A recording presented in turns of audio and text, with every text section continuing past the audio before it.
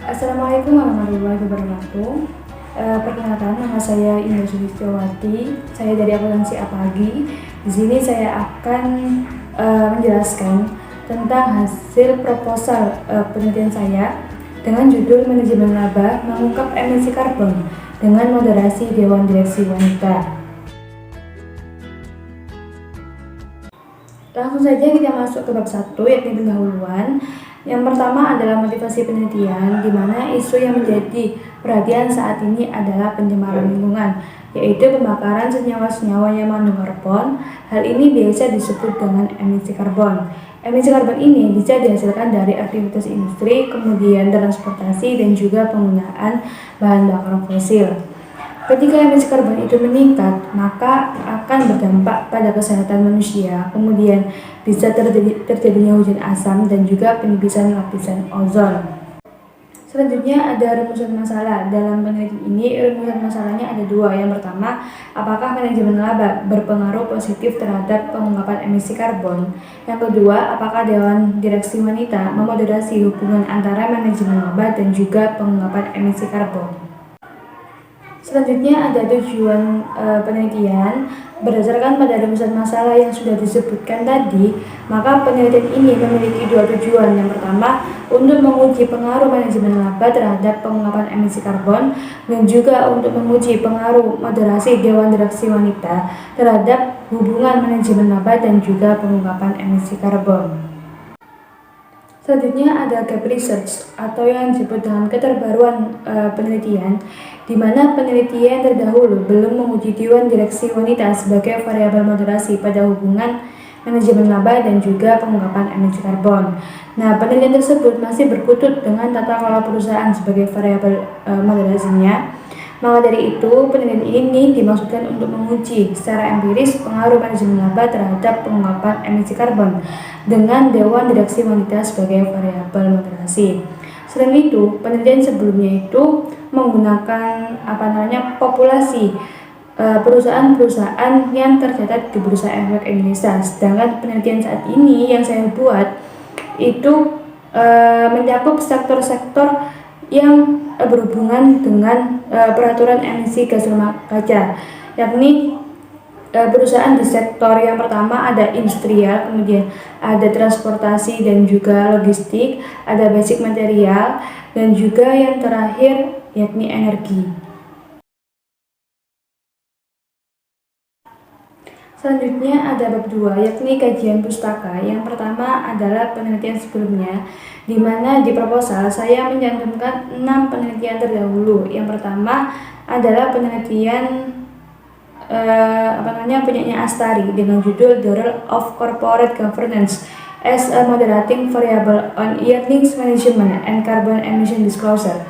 Populasi dalam penelitian ini adalah perusahaan-perusahaan di bidang industri dan kimia, kemudian ada juga pertanian, energi, serta transportasi yang terdaftar di Bursa Efek Indonesia. Kemudian hasilnya membuktikan bahwa manajemen laba berpengaruh positif signifikan terhadap pengungkapan emisi karbon. Kemudian penelitian yang kedua dari Majmud yang berjudul Manajemen Laba, Pengungkapan Lingkungan Perusahaan dan Mekanisme Tata Kelola Perusahaan, di mana populasi dalam penelitian ini adalah seluruh perusahaan yang terdaftar di Bursa Efek Indonesia antara tahun 2008 sampai dengan 2011. Hasil menunjukkan bahwa manajemen laba berpengaruh signifikan terhadap pengungkapan lingkungan perusahaan. Untuk penelitian yang ketiga, yakni dari Muhammad dan juga Aryani dengan judul The Impact of Carbon Disclosure on Firm Value with For Ownership as a Moderating Variable. Populasi dalam penelitian ini adalah perusahaan yang terdaftar di Bursa Efek Indonesia antara tahun 2016 sampai dengan 2018. Hasil menunjukkan bahwa pengungkapan emisi karbon berpengaruh negatif terhadap nilai perusahaan, sedangkan kepemilikan asing secara signifikan memoderasi hubungan antara kedua variabel. Untuk penelitian selanjutnya dari Umar dan juga Setiawan dengan judul The Board of Commissionaries Characteristic and International Environmental Certification Affect Carbon Disclosure Evidence from Indonesia. Populasi dalam penelitian ini adalah perusahaan keuangan dan non-keuangan yang terdaftar di Bursa Efek Indonesia periode 2015 sampai dengan 2019. Hasil menunjukkan bahwa ukuran Dewan Komisaris dan proporsi komisaris independen berpengaruh negatif terhadap pengungkapan emisi karbon. Kemudian keragaman gender, Dewan Komisaris berpengaruh positif terhadap pengungkapan emisi karbon, sedangkan keragaman nasionalitas Dewan Komisaris dan sertifikasi lingkungan internasional tidak berpengaruh terhadap pengungkapan emisi karbon. Untuk penelitian selanjutnya ada dari Rahmadani dengan judul Impact of Emission, Intensive Industry and Financial Distress on Voluntary Carbon Emission Disclosure. Metode pengambilan sampel yang digunakan dengan purposive sampling dengan kriteria sebagai berikut. Yang pertama, perusahaan yang telah mendapatkan indeks peringkat corporate governance selama periode pengamatan dan menerbitkan laporan tahunan selama periode 2013 sampai dengan 2016. Penelitian ini menunjukkan bahwa industri padat emisi memiliki dampak positif yang signifikan terhadap pengungkapan emisi karbon. Kemudian untuk penelitian yang keenam, punyanya Holindel dalam penelitiannya yang berjudul Women on Ports and Greenhouse Gas Emission Disclosure. Sampel terdiri dari 2059 perusahaan yang terdaftar di Bursa Efek Australia pada tahun 2007 yang membuat pengungkapan terkait emisi gas rumah kaca di dalam laporan tahunan dan keberlanjutan. Hasil penelitian ini menunjukkan bahwa perusahaan dengan beberapa dewan direksi wanita membuat pengungkapan terkait emisi gas rumah kaca yang berkualitas lebih tinggi. Selanjutnya adalah landasan teori. Untuk yang pertama ada teori pemangku kepentingan. Nah, teori pemangku kepentingan ini menjelaskan kepada siapa perusahaan bertanggung jawab. Kemudian hubungan antara pemangku kepentingan dengan perusahaan harus tetap dijaga. Salah satu caranya yaitu dengan mengungkapkan laporan keberlanjutan yang menyajikan informasi tentang kinerja lingkungan, sosial, dan juga ekonomi suatu perusahaan kepada pemangku kepentingan. Selanjutnya ada teori legitimasi. Nah, teori ini menjelaskan bahwa sebuah perusahaan dalam melakukan operasinya harus terus-menerus memenuhi harapan publik untuk tetap menerima legitimasi dari mereka. Nah, teori ini merupakan jembatan antara kepentingan perusahaan dengan kepentingan masyarakat, serta sebagai pendorong suatu perusahaan untuk lebih memperhatikan masalah lingkungan, sehingga akan mampu membuat perusahaan mengungkapkan tanggung jawab sosialnya. Dengan demikian, lingkungan dapat menerima perusahaan dan dapat mempertahankan eksistensi perusahaan tersebut. Kemudian selanjutnya ada teori agensi. Nah, teori agensi ini adalah teori yang menjelaskan hubungan antara prinsipal dan agen atau disebut dengan hubungan keagenan. Teori keagenan ini memandang bahwa pelaporan emisi karbon sebagai solusi untuk mengurangi asimetri informasi antara agen dan juga prinsipal. Manajer memiliki informasi pribadi tentang profil karbon perusahaan, termasuk strategi karbon, emisi karbon, dan juga kegiatan pengurangan karbon yang tidak dapat diakses secara langsung oleh pihak luar. Selanjutnya ada manajemen laba. Manajemen laba adalah pilihan kebijakan akuntansi yang dipilih oleh manajer untuk mempengaruhi laba demi mencapai tujuan pelaporan laba tertentu. Kemudian manajemen laba dalam perspektif oportunistik berusaha memberikan informasi yang menyesatkan investor tetapi melindungi kinerja, reputasi, dan juga kompensasi manajer di dalam perusahaan. Kemudian, manajer yang terindikasi melakukan manajemen laba berusaha menutupi tindakan tersebut dengan mengungkapkan tanggung jawab sosial dalam bentuk pengungkapan emisi karbon. Para pemangku kepentingan pada akhirnya akan mengalihkan pengawasan dari indikasi manajemen laba dengan kinerja tanggung jawab sosial perusahaan yang baik. Kemudian, dalam mengurangi konflik kepentingan antara manajer dan juga pemegang saham, maka teori agensi menganjurkan agar perusahaan menggunakan metode yang berbeda, seperti perencanaan kompensasi atau pengungkapan sukarela. Selanjutnya ada emisi karbon dan juga pengungkapan emisi karbon. Emisi gas rumah kaca disebut dengan emisi karbon karena jumlah emisi gas rumah kaca sering dihitung berdasarkan jumlah karbon dioksida. Konsentrasi karbon dioksida di atmosfer bumi telah meningkat sejak dimulainya revolusi industri, karena pada saat ini aktivitas manusia berkembang pesat. Kemudian ada Lembaga Carbon Disclosure Project atau CDP, merupakan lembaga yang mendukung adanya pengungkapan, penghitungan, dan juga pelaporan emisi karbon. Lembaga ini termasuk organisasi nirlaba internasional yang mempunyai informasi terkait perubahan iklim terbesar di dunia. Nah, JDB menyatakan bahwa pengungkapan emisi karbon sangat penting bagi kesuksesan perusahaan karena dapat meningkatkan reputasi perusahaan sehingga kepercayaan publik juga meningkat terhadap perusahaan. Selanjutnya ada Dewan Direksi Wanita. Dewan Direksi Wanita meningkatkan kualitas pendapatan yang dilaporkan, reputasi perusahaan, dan juga kinerja keuangan dan juga sosial perusahaan. Penyelarasan nilai meningkat ketika wanita berada di Dewan, karena wanita fokus membangun dan memelihara hubungan pada kebutuhan orang lain dan memahami tuntutan sosial pemangku kepentingan.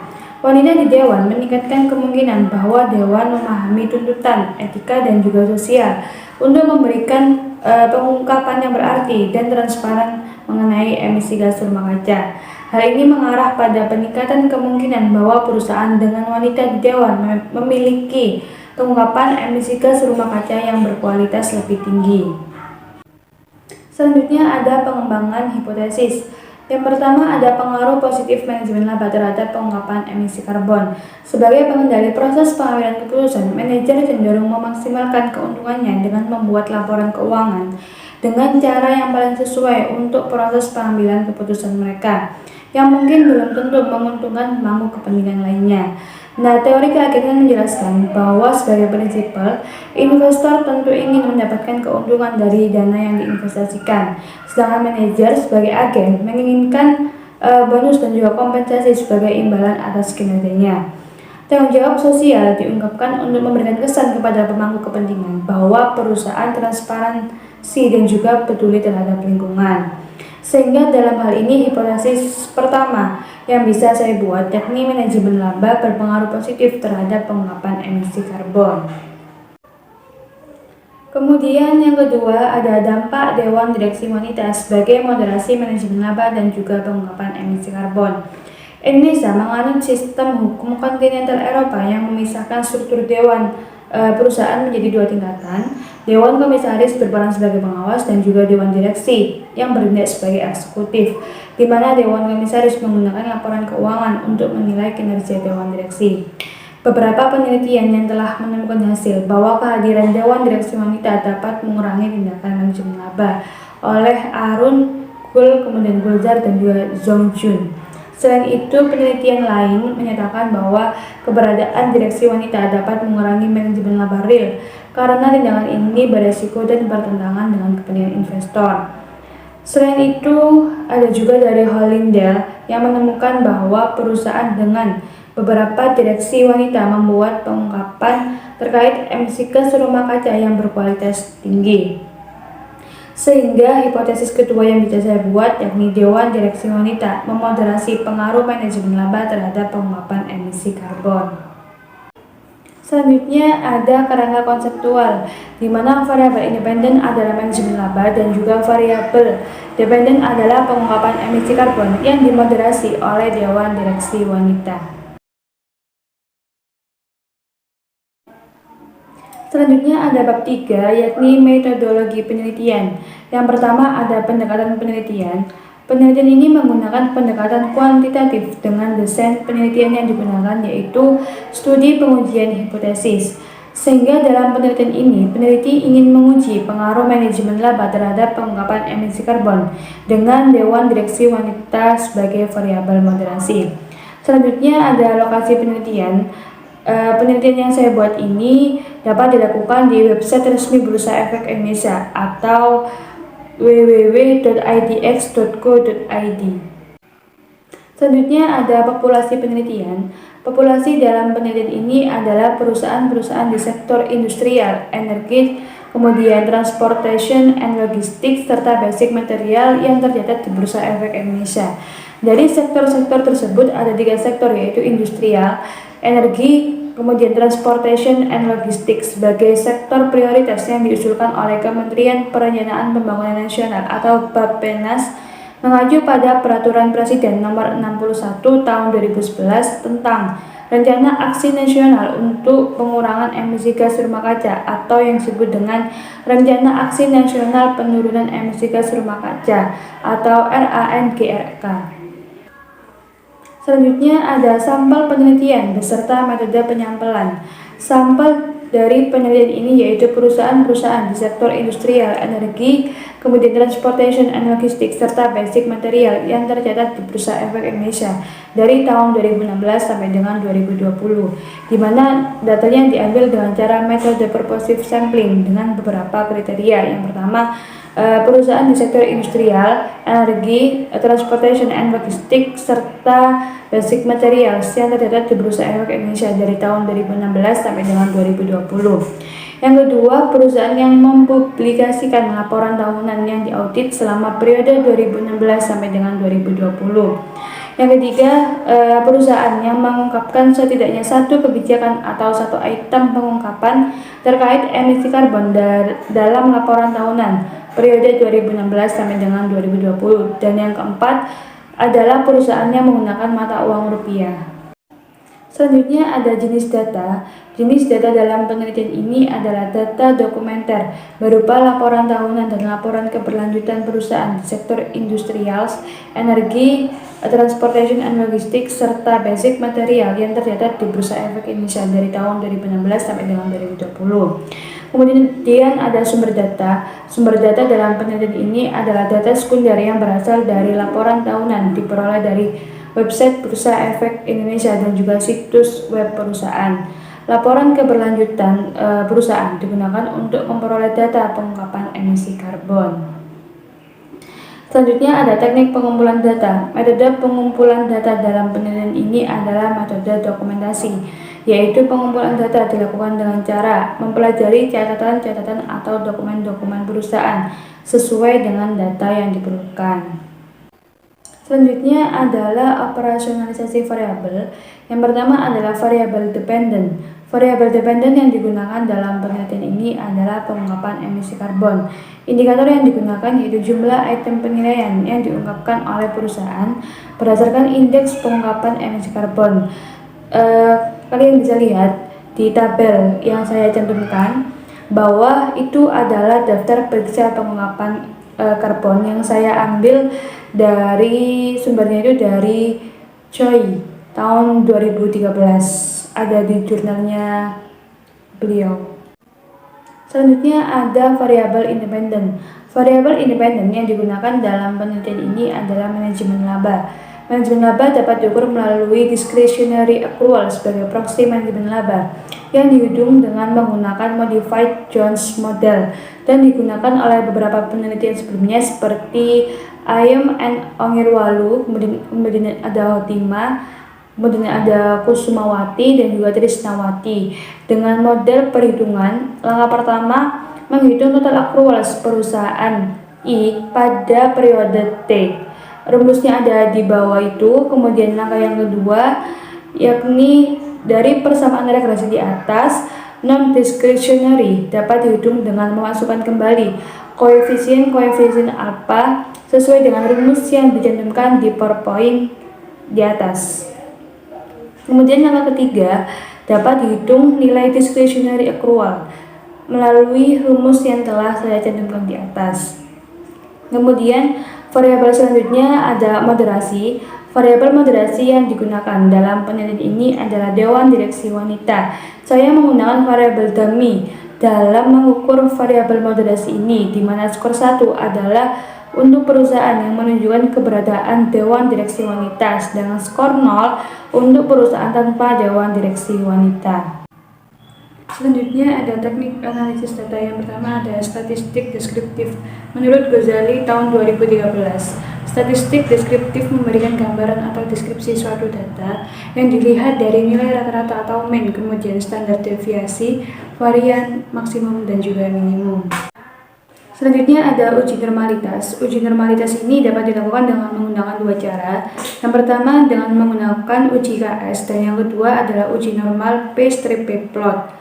Pada pengujian normalitas dapat dikatakan terdistribusi normal jika signifikansi lebih besar sama dengan 0,05, tetapi bila sebaliknya nilai signifikansi kurang dari sama dengan 0,05, maka data residual terdistribusi tidak normal dan tidak dapat digunakan dalam penelitian ini.